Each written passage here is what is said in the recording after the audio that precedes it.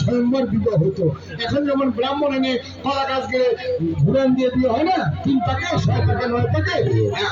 আগেরকার সময় পাত্রী যদি পছন্দ হয়ে তাহলে পালাগনের মধ্যে দিয়াই দিতে হবে। সেই লোকের কথা দাদা সরবি আমল কথা শুনলে সন্তান আমি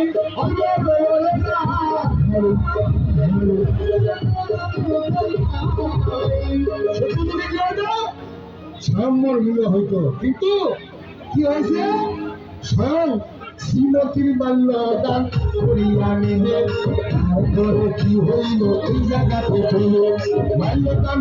সবাই দেখো স্বয়ম্বর বিবাহ যে আরম্ভ হইবে, অনেক মুড়ি ঋষি ওই জায়গাতে চলিয়া গেল, অনেক মুড়ি ঋষি ওই জায়গাতে চলিয়া গেল। আমি নারায়ণ ছোট্ট ছেলের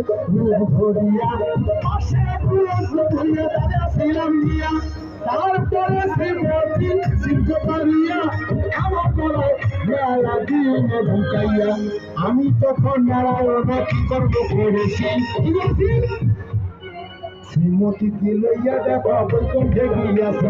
তারপর মনে ঋষি জানিল সব ঋষি জানতে পারল যে ভক্তের মতো ভক্ত যদি আমরা হইতে পারি, একদিন নারায়ণের মাইয়া হব শুনি।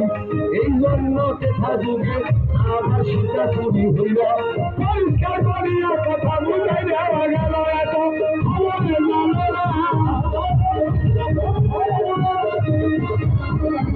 কেন করিল ভাড়া, খবরে জানে না।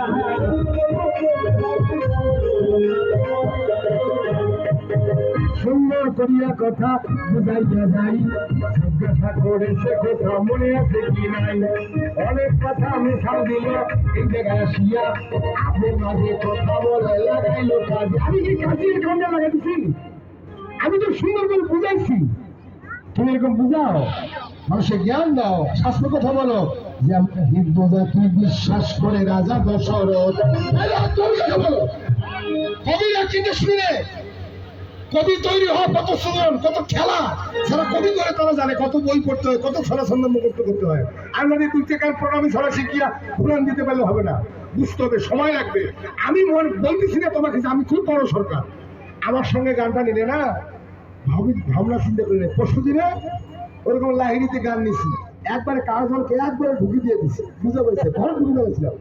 হ্যাঁ আমার বলছি ভারত বলছি শাড়ি তোকে নিয়ে যাওয়া পিঠে নিয়ে যাবো ঘর, জানিস আমাকে চিনিস, আমার লোকটা ছিল যে শুনলো তাকে আমি সেদিন গান গাইছি, সেদিনও বুঝতে পারছে ব্যাপারটা কি। ছাড় দেওয়া যাবে না তো, স্বাস্থ্য কথা বলতে হবে।